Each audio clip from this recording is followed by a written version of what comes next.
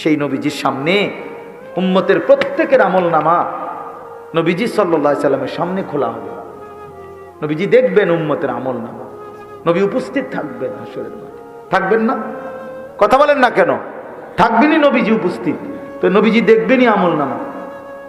তো তো আমলনামা যখন দেখবে পৃষ্ঠার পর পৃষ্ঠা, পৃষ্ঠার পর পৃষ্ঠা, কোনদিন ফজরের নামাজ নাই, 50 বছর মিথ্যা বলছে, 50 বছর সুদ খাইছে, 60 বছর ধরে বিড়ি সিগারেট খাইছে, প্রতিনিয়ত চায়ের দোকানে আড্ডা দিছে, টেলিভিশনে নাচ গান নর্তকীর ছবি দেখছে, খোদার 365 দিন বছরে বছরে কোনদিন ফজরের নামাজ পড়ে নাই। এই আমলনামা দেখলে হযরত মাওলানা তারেক জামিল সাহেব বলে, হাসরের ময়দানে নবী তার উম্মতের আমলনামার এরকম গুনার নাফরমানি দেখা বহু উম্মতকে নবীজি ডাক দিয়া কাছে আইনা নিজের চাদর সরাইয়া